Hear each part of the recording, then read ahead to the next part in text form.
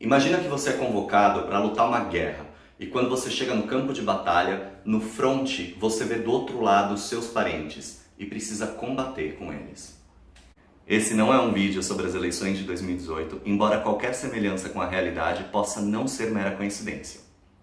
Hoje a gente vai falar do Bhagavad Gita, um poema épico hindu que fala sobre a realidade.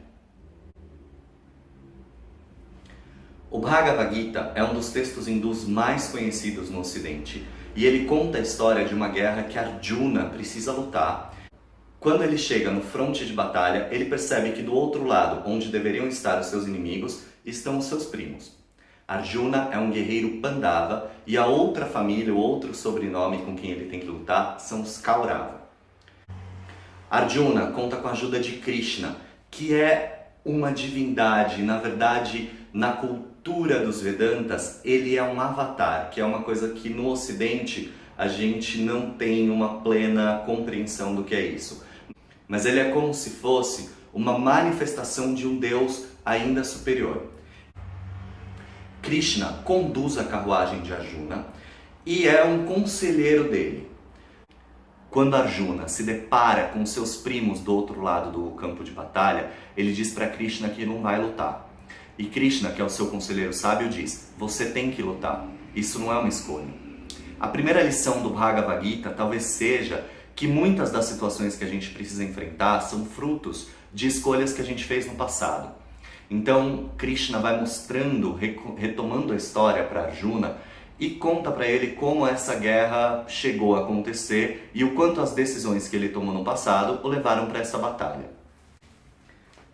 Algumas das lições do Bhagavad Gita para a vida prática é que a gente precisa escolher as nossas batalhas, mas que muitas das guerras que aparecem na nossa frente no dia a dia já foram escolhidas por atitude que a gente mesmo tomou e às vezes nem sequer se lembra. Um outro ponto muito interessante desse poema é mostrar como atitudes passivas, como evitar o conflito, pode nos levar ao conflito. Existem dois conceitos na cultura hindu, que é o Dharma e o Adharma. O Dharma, mais ou menos, é a ética, é a pessoa que age eticamente, que faz o que precisa fazer, que cumpre com a sua missão de vida, que cumpre com o seu dever na vida. E o adármico é aquele que age antieticamente, que age só vendo os próprios interesses e que vai fazendo as coisas de qualquer jeito.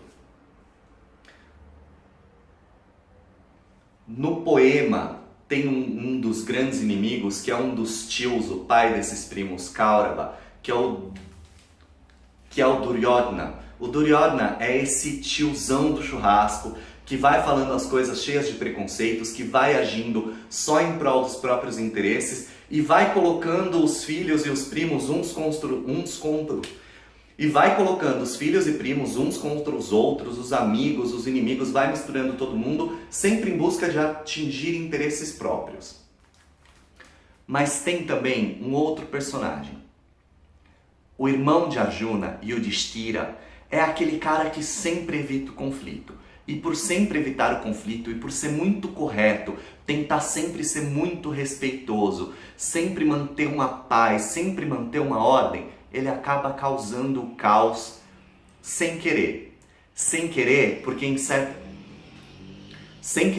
a certa altura, Krishna ensina para Arjuna que não basta você agir eticamente na vida, ou seja, não basta você ser um ser dármico, mas você tem que ser anti-adármico. Ou seja, não basta ser ético, é preciso ser contra o antiético.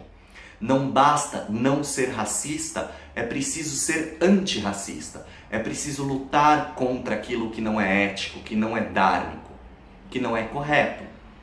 Evitar o conflito, muitas vezes, é só o caminho para chegar num conflito maior.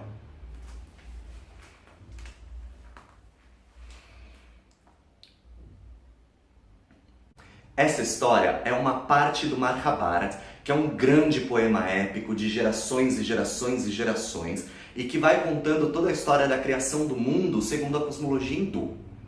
O Bhagavad Gita, ou Bhagavad Gita, é um livro bastante conhecido no Ocidente, mas muito pouco estudado. Quando a gente está falando dos estudos clássicos e de estudar os textos clássicos, A minha narrativa nesse canal é sempre estimular que você conheça os livros. Os livros clássicos não são histórias que vão se resolver em uma leitura. Então é preciso voltar para ela muitas vezes. Às vezes é preciso buscar orientação para compreender os detalhes e as pequenezas dessa história, que na verdade são grandes lições de vida.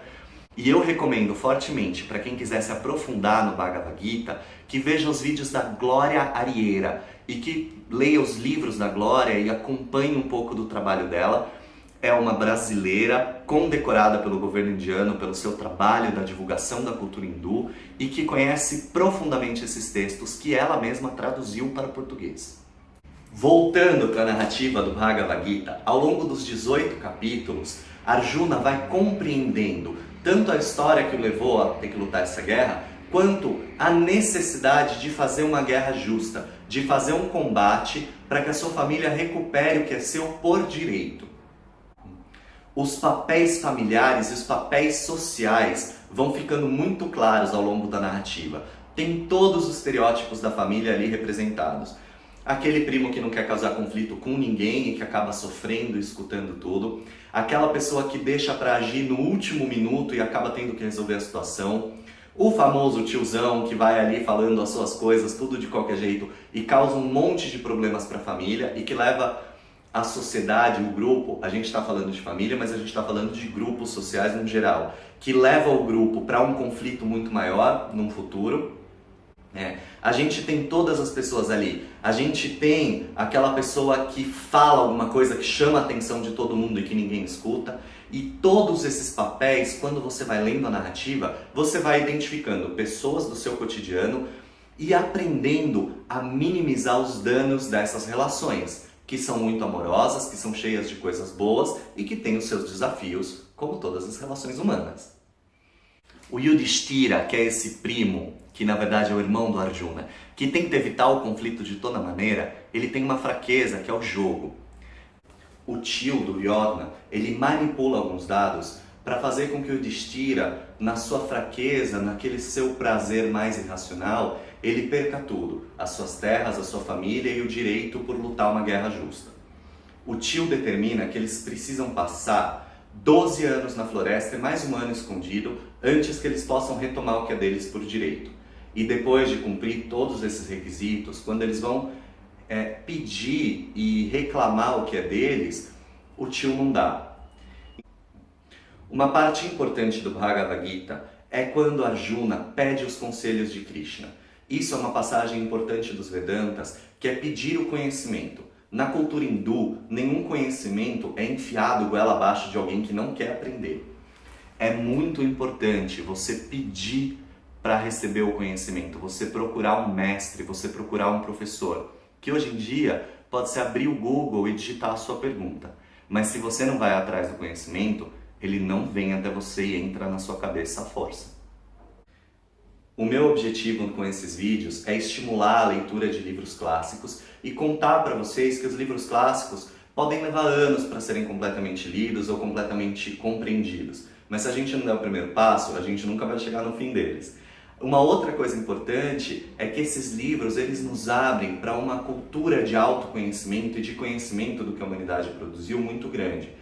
É importante, quando a gente fala de livros clássicos, não se ater a obras de homens brancos europeus que estão mortos. É importante a gente se abrir para conhecer tudo que a cultura humana é capaz de nos oferecer, né? E assim a gente amplia o nosso leque de possibilidades enormemente.